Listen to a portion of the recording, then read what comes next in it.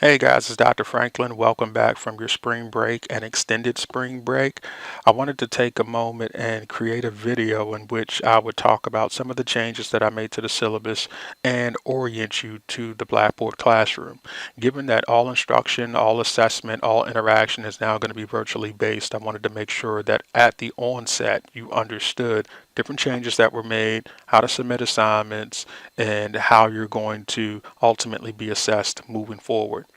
So if you go over to the syllabus link on the left navigational menu within the Blackboard Classroom and click on it, you'll find a copy of the syllabus. I already have it open multiple times within my web browser, so I'm just going to click on it, and I want to scroll up just to talk about office hours and how they will be conducted throughout the remainder of the semester.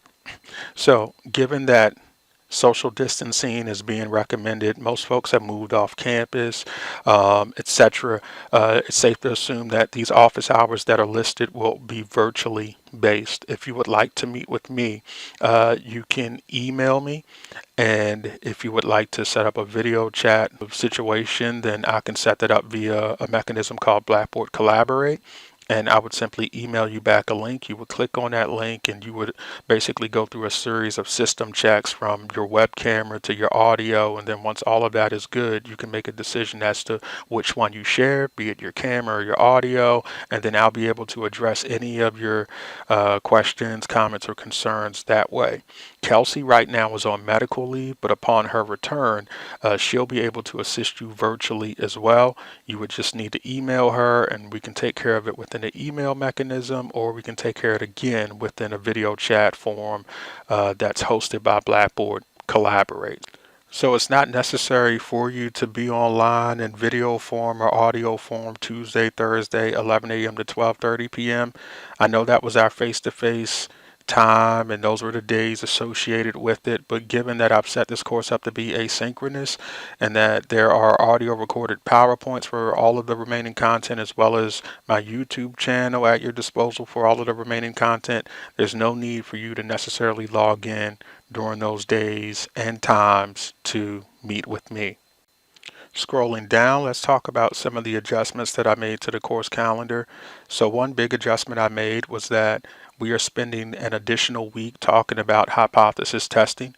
So we had the week before spring break relegated for that content, but given that we were still a class period behind and that many individuals weren't in class on March 5th, I've elected to take another week to talk about that. SPSS assignments will start being due this week. So all of the Chapter 8 content is going to be due on this upcoming Sunday, March 29th. So you're going to want to make sure that you delve into that material and ask any questions that you have related to it. All right, so if you scroll to the end of the course calendar, you will see a little blurb that says that the schedule is subject to change at my discretion and that you will be notified of any changes. So what I'm doing now is a notification of the changes. So you're getting it now in visual and auditory format. There's also a written blurb that highlights some of the changes. So let me talk about what some of the major changes are. So given that end of the chapter problems used to be handed in by you all in class, it now stands to reason that all of that stuff is going to be done virtually. So what I want you to do is to complete your end of the chapter problem within a Word document, and then you'll simply upload that to Blackboard for submission and grading purposes. I want you to do it in a Word document so that I can actually type into the Word document via track changes and offer some encouragement, some correction, or just some general feedback in regard to the work that you're doing. So try to show as much work as you possibly can, even if you do it by hand. Take a picture and then copy and paste that into a Word document. I still want that Word document at my disposal so that I can throw in some track changes. The other adjustment I want to talk about is the in-class assignments. So in-class assignments, of course, used to be end of the chapter problems that we would work collectively, independently. Sometimes I would have you guys work them in a group. So now in-class assignments will take the form of discussion board posts. So for every chapter that we cover, there will be a discussion board form where you can voice the different things that you understand, and you can also voice some of the things that are a bit perplexing, confusing, or perhaps you just need some clarification in regard to. So You're going to want to make sure that you complete your discussion board assignment every single week, because this will allow me to kind of keep a pulse on the class in terms of what's understood, what's not. And this will also serve as a jumping off point for Kelsey and I, just in case we want to host a Blackboard Collaborate session where we address some frequently asked questions. Last thing I want to talk about is the exams. Of course, all of these will be administered online. You'll support the calculation piece in the same fashion that you would submit the end of the chapter problems. And as far as the conceptual piece, that piece that you would typically do in class, all of those multiple choice questions and short answer problems will now be administered online. Some you'll get immediate feedback for, and others will require me to go in and actually grade. Let me quickly talk about due dates. So in regard to the end of the chapter problems will be due by Sunday at 11:59 p.m. Sunday at 11:59 p.m. In-class assignments, which will now take the form of discussion board post, have a unique setup. So it's a unique setup because your initial discussion board post is going to be due by Thursday at 11:59 p.m. And then you need to make sure that you respond to at least two peers by Sunday at 11:59 p.m. So if you check the course calendar within Blackboard, it's only going to show one due date, and that's going to be Sunday at 11:59 p.m. But I want you to know that you need to make sure that you're posting something initially by Thursday at 11:59 p.m. of a given week. That's extremely important. All right.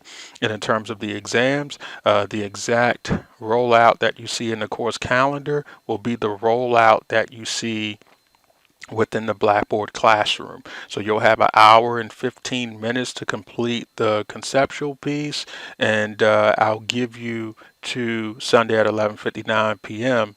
to turn in your calculation problems. SPSS assignments, those are going to be due Sunday at 11:59 p.m. as well. All right, so let's jump back into the Blackboard classroom. So I was on the syllabus page, and you are going to find everything that you need for the most part in course content. So if you click on course content, you will be taken into the usual week breakdown. I do have a discussion board form that's specifically dealing with processing the experience of this coronavirus pandemic. So I would highly encourage folks to read what I have here and consider contributing to this particular form. If you do so, there is some extra credit attached to your participation. It's not a course mandate that you participate, but it's just something to consider. It's a way to stay connected with your NSU community, even though you're engaging in course instruction from a distance. All right, so after you scroll past the coronavirus pandemic discussion board form, you'll see a weekly slash chapter breakdown for the content that we have remaining in the semester.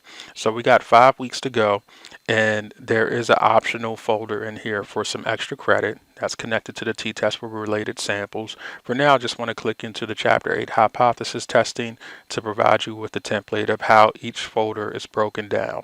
So after going into this folder, you find that you have immediate access to the Chapter 8 reading. If you've been neglecting this textbook throughout the course of the semester up to this point, I would highly encourage you to not do so for the remainder of the semester. You're going to need this e-textbook. So I would encourage you to open it up, read the summary at the end of the chapter first, then go through and read all of the headers, and then slowly start the process and make your way through this e-textbook. Okay, it's going to be extremely important. So after you do your reading, you can move forward and do the audio PowerPoint by clicking on it. And it may take a second to download because there is auditory information connected to the PowerPoint. And all of the speaker notes are provided. This is actually a PowerPoint that was created by a previous TA. So much of the content that I would normally cover in class is going to be covered right here. So you got your e-textbook reading that you've completed. You'll work your way through listening to this PowerPoint, and all you would have to do is just click on So all you would have to do is just click on the slideshow mechanism. It would pull up and you'll hear the voice of John Schwartz narrating. So I would highly encourage folks to take advantage of that. These are breadcrumbs up here, so you can use these to move backward in the Blackboard classroom. You'll see a Chapter 8 hypothesis testing video lecture provided by me in each weekly folder.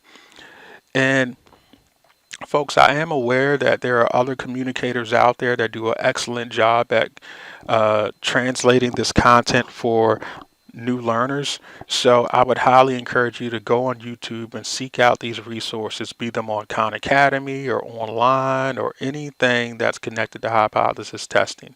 See if you find some good stuff, and by all means share that within the discussion board forum. There's the problem set that you'll have to complete, so there's a link to access it. And this is the discussion board forum I was telling you all about earlier.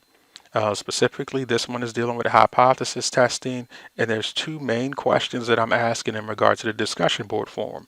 One, what do you understand? And two, what questions do you have about terminology, calculation, and interpreting the statistic?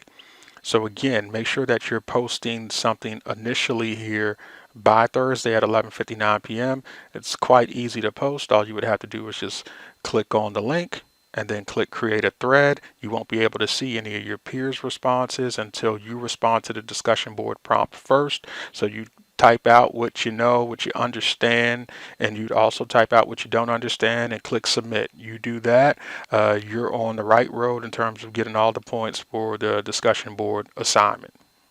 Okay. When you respond to your peers, try to see if you can answer their questions and see if you can provide maybe some encouragement, some support. All of that would be a quality related response. This is where you would submit your end of the chapter problem, number 8. So once you complete the problem by hand and copy and paste your information into Word, or you do it all in Word, you would simply save it to your desktop, click Browse Computer to search for that document, upload it, and Kelsey and I will give you feedback as soon as we can. There's a button for you to access Cengage technical support down here, and this is a course link that takes you to the SPSS assignments that are due. So let me click on it, and once you click on it, you find that there's a SPSS assignment that's going to be due Sunday, March 29th at 11:59 p.m. In particular, this SPSS assignment number 1. And you can access SPSS assignments from the left navigational menu as well.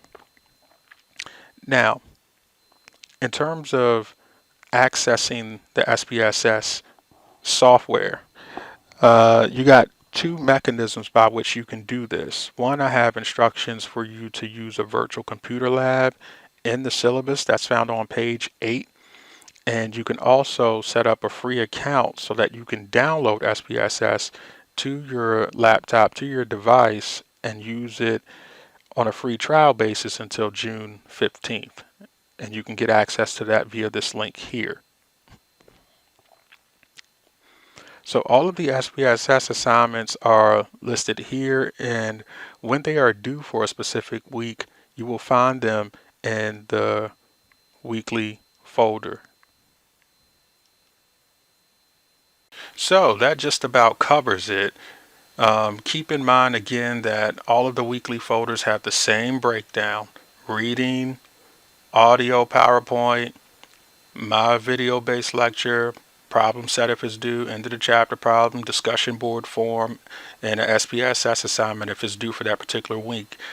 You will see a course link in that particular folder. I do want to remind folks that extra credit is still available. In fact, there's something here for Chapter 8 hypothesis testing. The other thing I wanted to point out was in regard to learner resources. If you're looking for a direct link to my YouTube channel, you'll find it in learner resources. And so you click on it and you will be directed there. So for every SPSS assignment, I'm walking you through how to complete it on my YouTube channel. Let's see, of course, you know where to access grades. Do I really need to cover that? No. I think that's about it, folks. I just wanted to give you a quick orientation. If you're having issues in terms of mind tap and all of that, of course, make sure that you navigate to review these steps before accessing mind tap. Click on that link, go through all of these steps, and then if you're still running into issues, of course, submit a technical support ticket. I think I'm done, folks. Welcome back. Let me know if you have any questions, comments, or concerns. I wish you well. Take care.